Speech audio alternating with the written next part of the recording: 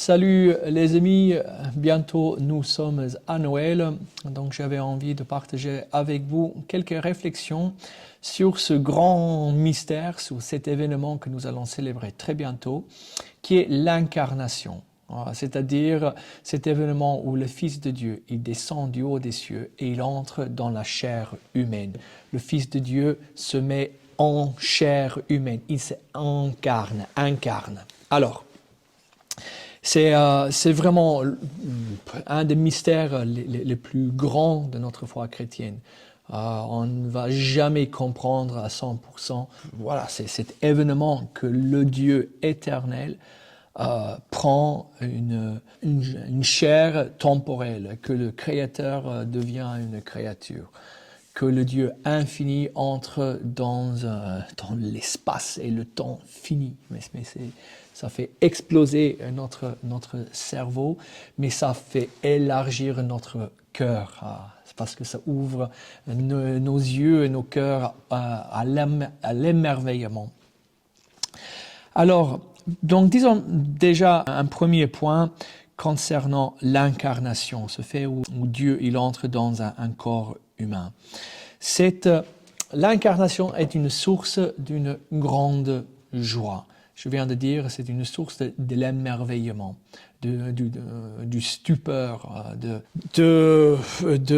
louange. L'homme, vraiment, il s'émerveille devant ce grand mystère. Elle est une source de grande joie, parce que déjà, lorsque les anges apparaissent aux bergers pendant qu'ils étaient en train de paître leurs troupeaux, ils annoncent à ces bergers le message suivant. « Soyez sans crainte, car je vous annonce une grande joie, qui sera celle de tout le peuple. Aujourd'hui, vous est né un sauveur qui est le Christ Seigneur. » Et donc, Noël, c'est vraiment un temps de joie. La naissance du Fils de Dieu provoque en nous une grande joie. Et c'est une annonce céleste. Les anges apparaissent à ces bergers et ils disent « Il y a quelque chose de grand qui est en train de se passer. Allez et voir. » Et donc les bergers, ils quittent leurs brebis, ils courent et quand ils arrivent à l'étable, et ils ouvrent la porte et leurs yeux tombent sur une scène assez simple en fait. Quand ils entrent, qu'est-ce qu'ils voient? Ce que nous voyons chaque fois que nous voyons dans une crèche. Nous voyons une femme, il y a Marie, il y a un homme, il y a Joseph, il y a un couple, il y a un bébé qui est né. C'est dans un contexte familial, il y a un bœuf, il y a la vie. En fait, ils trouvent des choses vraiment en fait ordinaires. Ils trouvent une famille, ils trouvent un homme et une femme, ils trouvent l'amour, ils trouvent la vie qui vient de naître. Et c'est dans cet événement-là que les bergers découvrent une grande joie. Vous voyez, la joie, une très grande joie, tu vas le trouver dans les choses simples, quotidiennes, ordinaires, dans l'amour d'un homme et d'une femme, dans la vie qui vient de naître, dans la famille, dans les choses qui sont un peu cachées. Dieu, dans l'incarnation, il se révèle dans des choses cachées, dans des choses simples, dans des choses ordinaires. Et c'est lorsque nous sommes comme les bergers, que nous nous approchons de la vie avec une attente, comme les bergers, animés par une promesse de découvrir une grande joie, que nous nous approchons de la vie avec ce désir grand, avec une grande attente, alors on est capable de recevoir la grandeur de Dieu dans les petites choses de la vie. Et cela nous ouvre à la joie. Mais parce que nous sommes animés par une promesse, c'est parce que nous avons un désir ardent dans notre cœur de découvrir une révélation. Et cette révélation, encore une fois, tu vas la trouver dans ta vie qui est ordinaire, dans ta vie qui est quotidienne, dans ta vie qui est remplie de choses de tous les jours. Et c'est là où Jésus est caché, c'est là où Jésus se révèle, c'est là où Jésus se dévoile. Parce que l'éternité ne commence pas à la fin de ta vie, elle est déjà présente dans ta vie. L'éternité est déjà dans ton travail. dans ton travail. L'éternité est déjà dans ta famille, dans tes relations, dans la société, dans ton repos, dans ton corps. Tout peut devenir un portail qui te ouvre à l'éternité. Tout peut devenir une fenêtre qui te ouvre à l'infini de Dieu. Ah, ça c'est le mystère de l'incarnation, c'est le mystère de notre foi, c'est le don de notre foi chrétienne. Grâce à Jésus, en fait, notre regard sur la réalité change. C'est comme si nous avions des lunettes, et ces lunettes sont Jésus. Et grâce aux lunettes de Jésus, nous découvrons la présence de Dieu en toutes choses. Nous découvrons la présence de Dieu en tout homme. Ah, ça c'est un point très important. En fait, parce qu'à partir du moment où le Fils de Dieu a pris notre chair humaine, cela signifie que nous ne pouvons plus regarder un homme de la même manière, que nous ne pouvons plus regarder un pauvre de la même manière, ni un paumé, ni une prostituée, ni un mendiant. Parce qu'à partir du moment où le Fils de Dieu est devenu homme, tout homme nous révèle quelque chose de Dieu. Jésus lui-même, il dit, « Ce que vous avez fait à l'un de ce plus petit, c'est à moi que vous l'avez fait. » Et ça, c'est vraiment une bonne nouvelle que je vous annonce à vous aussi, chers frères et sœurs. Donc, le Christ est en tout homme. Et Saint François, il avait fait cette expérience de Christ dans le lépreux. Saint François, il a rencontré Jésus dans ce pauvre mendiant exclu à la périphérie de sa ville. Et là, quand il descend de son cheval et il touche les lépreux, ému par compassion, là, Saint François fait une expérience bouleversante de l'amour de Christ. Sa vie change et devient un apôtre de feu. Voyez, Dieu, en Jésus, s'identifie avec tout homme.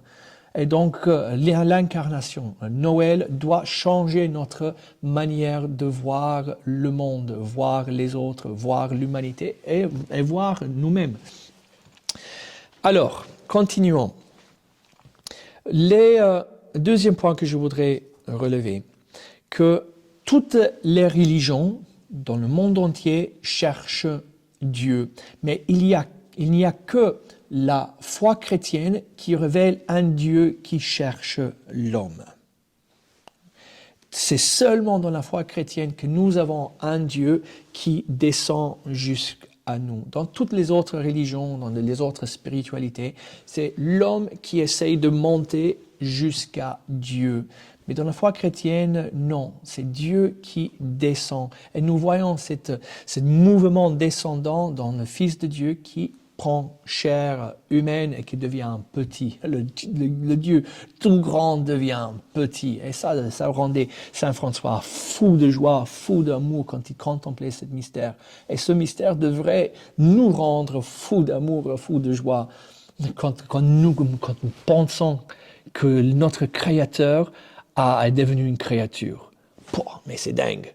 Lui qui était dans une lumière inaccessible, lui qui était entouré par des anges adorés, lui qui n'a besoin de rien, et a choisi de se rendre dépendant de la Vierge et de Joseph. Mais ça fait exploser notre cerveau. Donc je disais, dans la foi chrétienne, il y a Dieu qui descend jusqu'à nous. Et dans d'autres religions, dans notre spiritualité, dans d'autres pratiques, c'est l'homme qui cherche Dieu. Alors, peu importe que tu ailles, où tu ailles dans le monde, tu vas trouver des religions, des lieux sacrés, des rituels, des manières de prier. Tu vas trouver des espèces de prêtres ou des chamans. L'homme est religieux. Que tu ailles en Afrique ou en Amérique latine ou en Asie, il y aura toujours une expression religieuse de ces peuples, parce que l'homme, il est naturellement religieux. Et pourquoi sommes-nous religieux? Parce qu'on est fait pour Dieu. On est fait pour Dieu.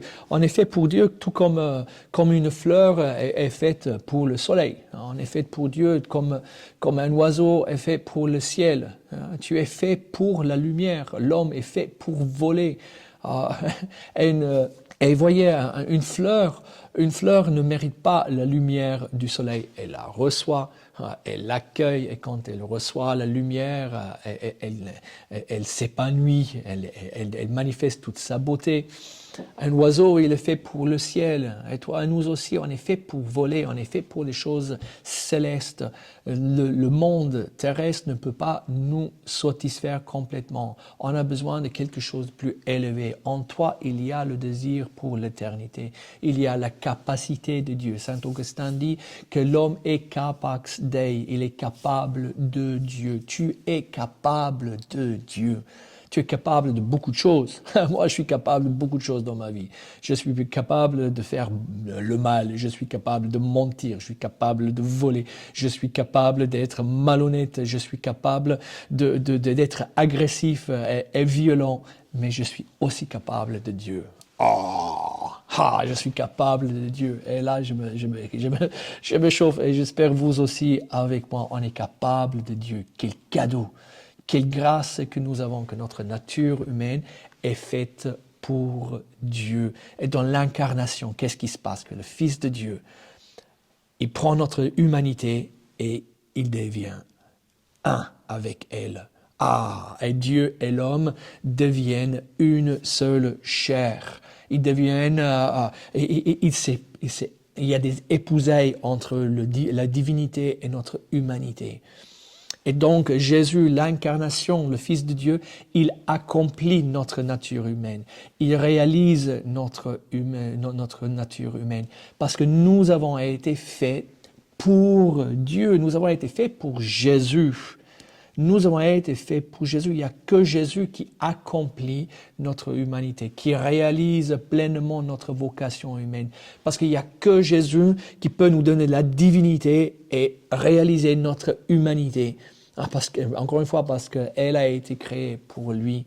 Vous voyez, notre nature humaine est faite pour Dieu, tout comme une voiture est faite pour l'homme.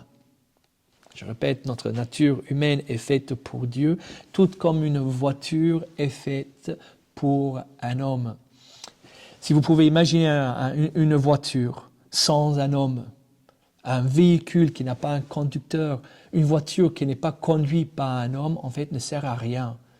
Une voiture a été conçue pour qu'un homme s'assoie et il met le main sur le volant et il la conduise. Mais s'il n'y a pas un conducteur, s'il n'y a pas un être humain dans ce véhicule ne sert à rien. Vous voyez? Et donc, si dans ta vie, par exemple, tu sens le non-sens, tu sens que ta vie n'a pas de sens ou qu'il y a une absence, peut-être c'est parce que Dieu n'est pas au volant de ta vie, que Dieu n'est pas le conducteur de ta vie, que Jésus n'est pas au volant. Alors, que faut-il faire? Tu lui ouvres la porte de ton cœur, tu laisses entrer et tu lui donnes le volant. Et ta vie deviendra intéressante. Parce qu'avec Jésus, on ne s'ennuie pas. Jésus va nous mener dans une aventure de grâce, où les miracles deviendront quotidiens, où l'union avec Dieu deviendra notre destination, où l'Esprit Saint sera le moteur de notre vie qui donnera du goût et du saveur à notre existence. Donc nous sommes faits pour Dieu et Jésus accomplit notre vocation, il accomplit notre existence par sa présence, par son unification à notre humanité.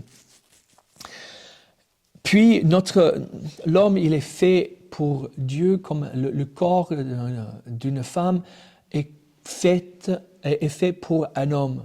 Vous voyez, il y a une complémentarité entre le corps féminin et le corps masculin. Le Créateur a voulu que quand les deux s'unissent dans l'amour, ils s'ouvrent à la vie. Nous sommes créés pour être en union, en communion avec le Créateur, pour être dans une relation d'amour avec lui, pour que nous portions sa vie en nous, pour que nous engendrions le Fils de Dieu en nous. On est fait pour les épousailles avec notre Créateur. Ah, ça c'est glorieux. C'est vrai, et c'est Jésus qui nous révèle cela. Et donc les autres religions, les autres spiritualités qui essayent de grimper jusqu'à Dieu, à avoir l'union avec la divinité, la connaissance de la divinité, d'avoir contact avec la divinité, d'avoir le pouvoir de la divinité, sont des efforts fatigants, sont des efforts humains. Mais Dieu, en Jésus, il descend et il nous donne tout cela gratuitement. Par grâce, par grâce. Et c'est à nous de l'accueillir comme la fleur qui accueille la lumière du soleil. Likez, si cela vous plaît. Donc, Jésus nous révèle l'image véritable de Dieu. Donc, je viens de dire que Jésus il réalise notre humanité, justement parce que notre humanité devient une avec la divinité. Et donc, dans ce sens-là, notre humanité est accomplie. Alors, Jésus nous révèle la vraie image de Dieu. Jésus nous manifeste, nous fait connaître qui Dieu est véritablement. Jésus est l'image du vrai Dieu. Parce que vous savez bien, des images de Dieu, il y en a beaucoup, des représentations de Dieu, il y en a beaucoup. Chacun souvent se fabrique une idée de Dieu qui lui correspond. Chacun se modèle Dieu souvent à sa propre image. Mais en Jésus, c'est l'image de Dieu qui se fait homme. Et Jésus, il révèle la vraie image de Dieu. Alors, creusons un peu plus cette idée. Vous voyez, pour nous les chrétiens, pour dire Dieu, pour parler de Dieu, tout ce que nous disons de Dieu ou nous affirmons de Dieu, nous le disons à partir de Jésus-Christ. Si nos affirmations de Dieu ne correspondent pas à la vie, à l'enseignement, à la mort et à la résurrection de Jésus-Christ, alors nous devons l'écarter. Ça ne fait pas partie de la révélation faite par Jésus, qui est la révélation définitive de Dieu. Encore une fois, je m'explique. C'est quand nous regardons Dieu, nous mettons nos lunettes Jésus. Et c'est ainsi que nous regardons Dieu. Cela est important parce que lorsque nous lisons l'Ancien Testament, par exemple, nous allons trouver beaucoup d'images ou beaucoup de représentations de Dieu qui ne correspondent plus avec l'image de Dieu révélée par Jésus. Parce qu'on peut parfois trouver dans l'Ancien Testament Dieu représenté comme un roi tout-puissant, un juge strict, ou même un guerrier qui punit ses ennemis. Parfois il est capricieux, parfois il est un peu trop humain. Et donc, tous ces textes dans l'Ancien Testament, bien sûr, c'est toujours la parole de Dieu, mais aujourd'hui, nous les lisons à partir du filtre de Jésus. Nous les interprétons à travers Jésus. Et donc, c'est Jésus qui met la lumière sur l'Ancien Testament.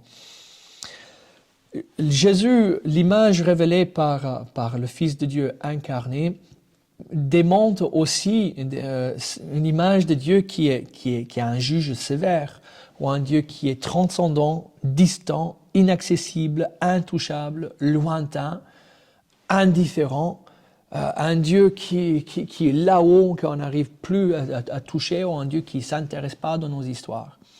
Vous voyez, il y a pas longtemps, en fait, j'avais fait une vidéo avec Nassim, vous pouvez le trouver d'ailleurs sur YouTube. La vidéo s'appelle « De l'islam au Christ ». Okay? Et donc, dans cette interview que j'ai fait avec Nassim, qui est un ex-musulman, qui est devenu catholique, et il me disait qu'un jour, durant sa quête spirituelle, lorsqu'il était tiraillé entre l'islam et le Christ, il discute avec son père, il lui dit « Mais papa, quand même, Dieu nous aime ». Et son père lui répondit « Non, ce sont les chrétiens qui parlent comme ça ». Et Nassim dit, et je cite, « Ça a brisé mon petit cœur de musulman, parce que sans le faire exprès, j'avais rempli le vide que j'avais en islam avec les concepts chrétiens que j'avais appris à l'école catholique. » Voyez, Jésus, l'incarnation nous révèle un Dieu qui est proche, un Dieu qui est personnel, un Dieu qui est accessible, qui est tangible, un Dieu qui est imminent, qui est proche, qui est incarné. Et cela, et parfois même nous les chrétiens, on trouve certains parmi nous qui voient Dieu toujours comme un juge sévère, comme un Dieu menaçant. Et Jésus nous révèle le Seigneur des armées. Un jeu de mots. Le Seigneur des armées. Il vient vers nous de manière désarmée. Et il vient comme un petit enfant. Et donc face à ce Dieu, nous n'avons pas à craindre. C'est vrai que nous devons craindre Dieu, mais c'est une peur de perdre Dieu, c'est une peur de blesser Dieu, c'est une peur de perdre sa présence. Mais ce n'est pas une peur ou une crainte qui est écrasante, qui est paralysante, qui est accablante. Vous voyez ? Puis il y a d'autres spiritualités parfois qui nous parlent aussi de Dieu, mais Dieu comme une force impersonnelle. Voilà, c'est un peu cette énergie cosmique qui est omniprésente, qui relie tous les êtres vivants et l'univers. Voilà, une espèce de vibration universelle qui équilibre et qui harmonise l'univers. Et donc parfois on rencontre les gens qui disent « Oui, Dieu est amour », mais il entend comme cette énergie impersonnelle. Mais ce n'est pas une personne qui entre en relation dans un tu à tu, dans une alliance, dans une face à face. Nous les chrétiens, nous disons que Dieu est amour parce que Dieu, il a pris notre chair humaine. Et nous disons que Dieu est amour surtout parce que nous voyons Jésus crucifié sur une croix. Et c'est là où la preuve de l'amour de Dieu se manifestait. C'est dans la crucifixion de Jésus-Christ. Saint Jean, il dit, nous savons que Dieu nous aime parce qu'il a donné son Fils en sacrifice de nos péchés. Et ça, vous voyez, l'amour de Dieu, pour nous, n'est pas un feeling. L'amour de Dieu n'est pas une sensation. L'amour de Dieu n'est pas une expérience. Même si toi, qui m'écoutes, tu dis, en fait, j'ai jamais fait l'expérience de l'amour de Dieu. Je sais pas si Dieu m'aime. Je suis pas aimable ou je ne vaux pas grand chose. En fait, si tu veux savoir si Dieu t'aime, c'est pas dans une expérience spirituelle que tu aurais pu faire ou ne pas faire. C'est en regardant la croix de Jésus-Christ que nous découvrons l'amour de Dieu. Et cet amour-là est universel. Cet amour est tangible. Cet amour est concret. Et cet amour vaut pour toi autant qu'il vaut pour moi. C'est la crucifixion de Jésus, c'est la croix, c'est son incarnation qui nous dise que Dieu est amour. C'est vraiment tangible. Et s'il y a d'autres spiritualités qui disent, bon, cette énergie-là, elle est amour, mais ils peuvent le dire parce qu'ils ont piqué des chrétiens.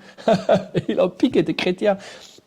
Mais tant mieux, mais ils perdent le côté personnel. Notre Dieu est un Dieu personnel. Encore une fois, à partir du moment où il prend la chair humaine, et il devient un avec nous, et il nous tourne vers son Père. Alors, et ici, je vais bientôt finir. Jésus, comme je disais tout à l'heure, il est la vraie image de Dieu. Donc Jésus, il nous révèle que Dieu est proche. Jésus nous révèle que Dieu est amour. Il nous le révèle par son être, par sa chair, par sa vie, par son humanité et aussi par ses paroles et par ses gestes et par sa mort et sa résurrection. Et dans l'enseignement de Jésus-Christ, Jésus nous donne une révélation tout à fait particulière. Il nous révèle que Dieu est Père, qu'il est Papa. Vous voyez, Jésus, il avait sur ses lèvres le mot du Père tout le temps.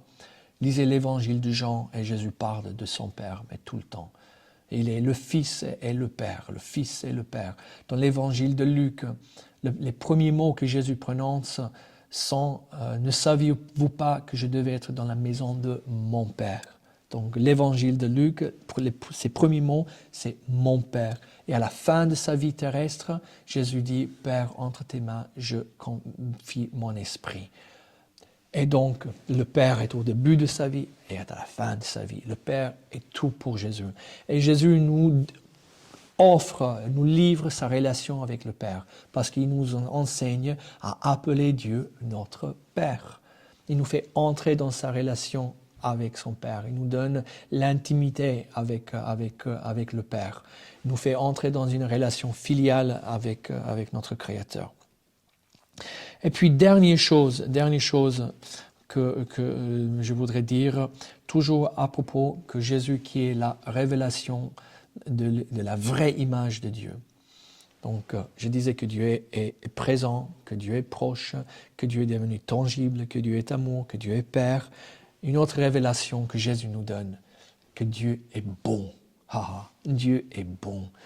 Et ça nous voyons dans toute l'activité de Jésus, dans tout son enseignement. Jésus nous dit, mais tous les cheveux de ta tête sont comptés. Goûte un peu cette parole. Tous les cheveux de ta tête sont comptés. Donc ne crains pas. Dieu, mon Père, il fait briller son soleil sur les justes et sur les injustes. Dieu sait de ce dont tu as besoin même avant que tu ne le lui demandes. Vous voyez, Jésus, il raconte la parabole du fils prodigue. Et là, il nous présente aussi un père qui attend le retour de son fils. Il attend anxieusement le retour de son fils qui est parti pour un pays lointain, qui a gaspillé tout son héritage en vivant de manière dissolue.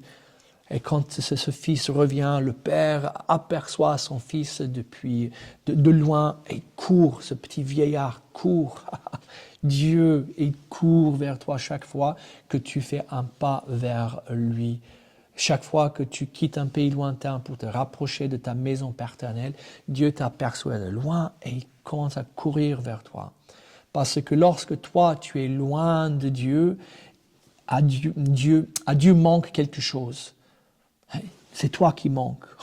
Et ça, c'est dingue. Ça, c'est une pensée extraordinaire. C'est Jésus qui nous a révélé que Dieu est bon, que Dieu est ce Père qui nous aime. Et puis, tout le ministère de Jésus, ses guérisons, ses exorcismes, ses miracles. Jésus est là parce qu'il voit la souffrance humaine. Il voit les peines des hommes. Il voit la maladie, il voit la mort. Et donc, Jésus, il lutte contre le mal. Et Jésus veut lutter contre le mal dans ta vie. Parce que Dieu n'est pas pour le mal. Toute la vie de Jésus manifeste que Dieu est contre la mort, que Dieu est contre la malédiction, que Dieu est contre la maladie. Mais dans tous les évangiles, Jésus lutte contre la mort. Nulle part a Jésus dit dans les évangiles, garde ta maladie pour ta sanctification. Non. Jésus guérissait tous ceux qui venaient vers lui. Parce que Jésus voyait que les hommes sont tombés sous l'emprise de Satan. Et donc il est venu comme sauveur pour délivrer, pour libérer. Parce qu'il est bon. Et donc Dieu est notre allié contre le mal. Contre la mort. Je pense aussi à ce passage où Jésus, il rencontre, il voit la veuve qui venait de perdre son fils. La pauvre femme avait déjà perdu son mari et maintenant elle vient de perdre son fils. Et Jésus, il voit le cercueil et il est ému, il est saisi par pitié. Et sans que personne ne lui demande, Jésus, il s'approche du cercueil et il touche le cercueil et il dit, jeune homme, lève-toi. Donc, c'est-à-dire, Dieu n'était pas pour la mort de ce jeune homme. Dieu n'était pas pour la souffrance insupportable, horrible de ces pauvres veuves. Mais il est venu en annonçant le royaume où Dieu est souverain, où il y aura un ordre nouveau, il y a une terre nouvelle et le mal, cette voile de mort qui est sur la surface de la terre sera enlevée. Donc Jésus nous révèle un Dieu qui est bon, qui est bon, qui est bon, qui est bon. Ok, je voudrais que nous prions un peu maintenant, si cela vous va. Saint-Esprit, je te demande maintenant dans le nom de Jésus que tu descends sur tous ceux qui sont en train d'écouter cet enseignement. Saint-Esprit, rends présent maintenant dans leur vie la présence de Jésus. Saint-Esprit, dévoile et manifeste et révèle cette bonté paternelle de notre Créateur. Seigneur, que personne qui est en train de regarder cette vidéo vive avec un esprit orphelin, vive avec un esprit de quelqu'un abandonné ou rejeté ou délaissé. Saint-Esprit, révèle la présence de Jésus-Christ dans leur vie. Donne, Seigneur, donne au Saint-Esprit ce désir grand comme les bergers avaient aussi, pour qu'ils puissent ouvrir leurs yeux sur leur propre vie et découvrir la présence de Dieu cachée dans les choses quotidiennes, dans leur vie ordinaire, afin qu'à travers l'ordinaire, ils puissent s'ouvrir à l'extraordinaire. Seigneur Jésus, merci pour ta présence parmi nous. Merci d'avoir pris notre humanité. Merci d'être devenu notre frère. Merci de nous avoir ouvert le chemin vers le Père. Et Père du ciel, je te demande en ton nom, dans le nom de Jésus, maintenant que tu bénisses tous ceux qui écoutent, toi qui vis et règnes avec ton Fils, le Saint-Esprit, pour le siècle des siècles. Amen. Et joyeux Noël!